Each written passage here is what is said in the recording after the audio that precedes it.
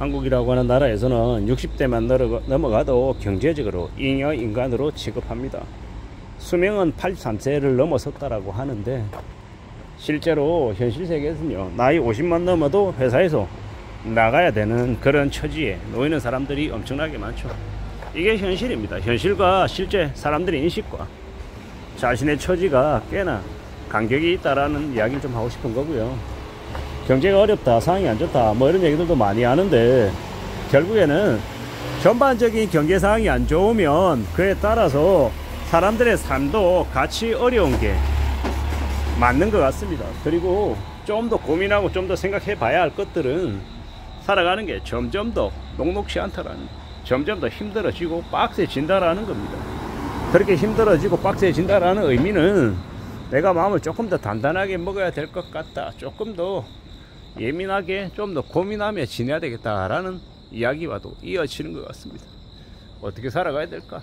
어떤 삶이 나에게 허락이 되는 걸까? 가능할 걸까? 그런 고민들도 해야 되더라는 겁니다.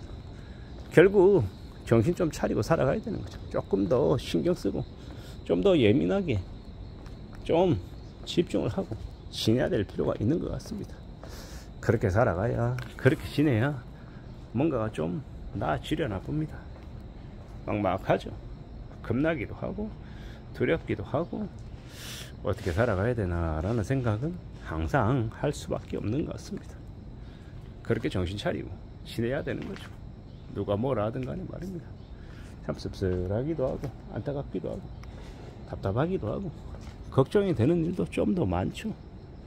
어떻게 살아가야 될까? 어떤 마음들이 필요한 걸까? 라는 생각도 더 하게 됩니다.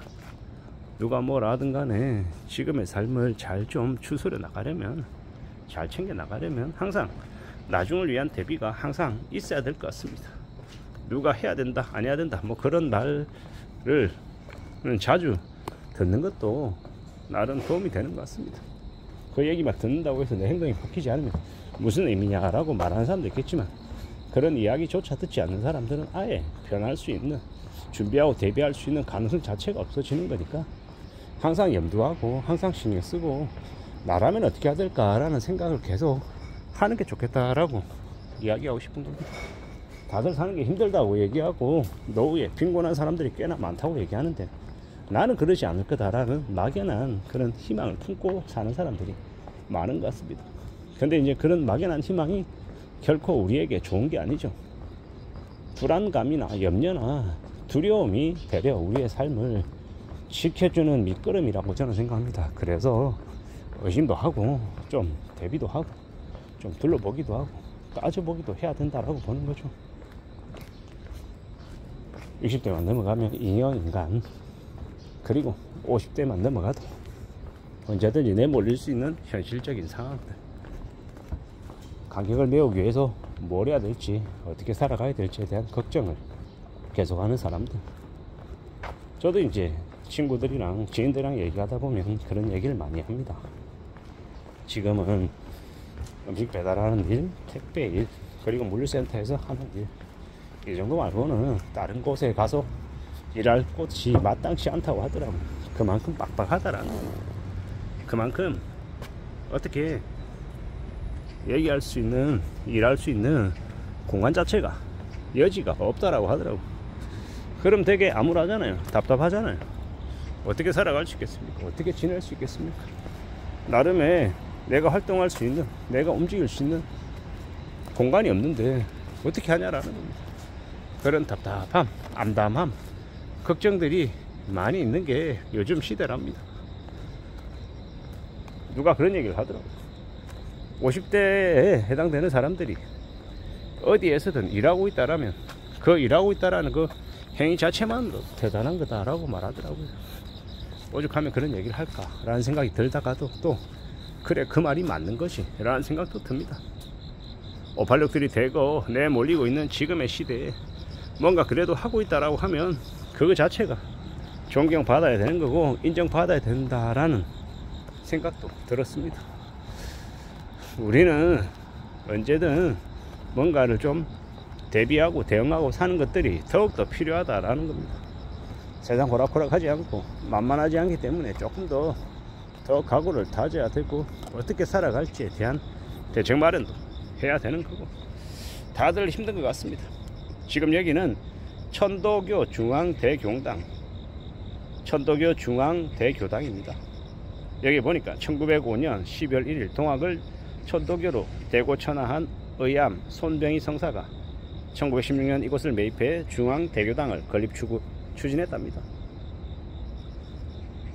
천교도 중앙총부라고 되어 있네요. 그게 이곳입니다. 천교도 중앙대교당이요. 멋있게 생긴 건물입니다. 제가 살다가 천교도 중앙대교당 앞에서 이렇게 영상을 찍게 될지는 생각도 못했습니다. 뭐 우연찮게 어떻게 하다 보니까 여기서 영상을 이렇게 찍고 있는 거죠. 어쩌면 이렇게 찍고 있는 저도 복인 거죠.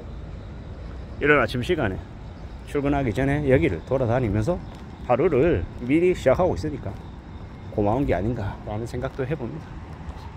살아가는 인생이 어떻게 흘러갈지 사람이 한 치 앞도 모르는 존재다라는 게 정말 맞는 것 같습니다. 저도 제가 지금의 이 시기에 여기를 이렇게 돌아다니면서 영상을 찍게 될지 몰랐거든요. 여기는 수은회관이라고 하는 곳이네요. 수은회관 되게 높습니다. 희한하게 생긴 건물이다. 아니 멋있다. 뭐는 보다 여기가 천도교 중앙총부가 있는 건물이라고 하네요. 수은회관 수은회관이라고 되어 있습니다. 저기 저 건너편에는 저기 경운궁인지 어디인지 저기 앞에 덕성여자대학교 종로 캠퍼스라고 되어 있네요. 그리고 저 앞은 아마 세운상가 뭐 악기상가라고 되어 있습니다. 저 앞에는 또 초등학교가 있는 것 같고 저는 아마 초등학교와 덕성여자대학교 종로 캠퍼스 사이에 있는 저 길을 향해 쭉 이렇게 올라가면서 또 영상을 찍을 것 같습니다. 차 소리가 심해서 목소리가 잘 안 들릴 수도 있을 텐데 제가 이제 어제 본 뉴스 중에 나이 60만 넘어가도 잉여인간으로 취급받는다라는 그 좀 자극적인 글귀가 저한테 이렇게 와닿더라고요. 불편하지만 어떻게든 노후를 위해서 일을 안 할 수 없는 사람들이 되게 많고 저 또한 이제 마찬가지로 어떻게 살아가야 될지에 대한 고민, 걱정들을 계속하고 있는데 결국에는 스스로 살 길을 찾는 것밖에 없다. 자기에게 맞는 뭔가의 대안을 찾으려는 좀 발버둥이 있어야 될 것 같다. 그래야 삶이 또 유지가 되고 채워지는 것 같다 라는 생각을 해봤습니다. 이상입니다.